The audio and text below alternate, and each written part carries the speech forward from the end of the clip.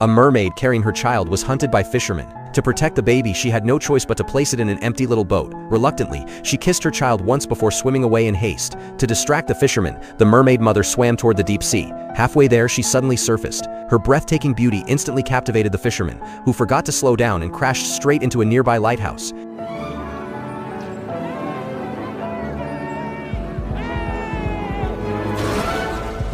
When the mermaid mother returned to look for her child, she discovered that the little boat had already been taken away by a couple. At the same time, the two suddenly heard a baby crying on the boat. Searching around, they found the mermaid's baby. For them, unable to have children of their own, it was a gift from heaven. They decided to keep the child and named him Cody. Watching them take away her baby, the mermaid mother wept bitterly, silently vowing that one day she would reclaim her child. Soon, 13 years passed. Cody had grown into a handsome young boy, but his body seemed different from others. Every time he drank water, he gulped for a full minute, shocking his friends waiting in line. He felt an unexplainable thirst for water, and every time he dove in, he felt utterly free, swimming with astonishing speed. On top of that, electricity would occasionally spark from his fingers, though Cody dismissed it as his imagination. On his 13th birthday, however, his friend Jess noticed scales growing on Cody's hand. Cody realized that whenever his body touched water, scales would appear, and once the water dried, they would vanish. Jess believed it might be a form of atavism and invited Cody to his home for research. Jess's house was filled with mermaid statues. Cody didn't know that Jess's father was the same fisherman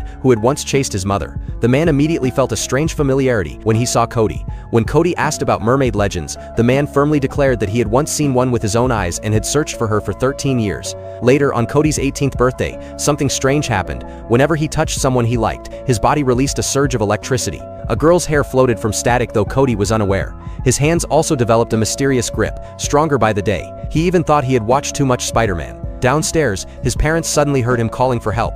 When they rushed to his room, they saw Cody hanging upside down from the ceiling with no support at all. His mother immediately took him to a clinic, but the doctor insisted it was simply a normal stage of puberty. As Cody's scales became more frequent, Jess grew skeptical. Comparing them with illustrations in his books, he realized Cody's scales looked very much like fish scales. He asked Cody to try talking to fish, and to their shock, one simple command sent fish leaping from the tank. When Jess placed a light bulb in Cody's hand, it lit up with a blinding glow. Still, Jess hesitated to believe Cody was a merman. Back home, Jess searched through his father's research but was caught. When he questioned him, his father admitted he had seen a mermaid years ago, though no one believed him and mocked him as a madman. That was why he swore to catch one at all costs. The next day, Jess showed Cody under a microscope, confirming his scales were nearly identical to a fish's. Cody was indeed a merman. Unable to accept the truth, Cody pressed his adoptive parents about his past. Fearing losing him, they tried to hide it, but Cody wet his arm under a faucet and scales instantly covered it. Faced with proof, his parents confessed that they had found him suddenly on their boat during a trip. Determined, Cody returned to the sea where he had first been discovered.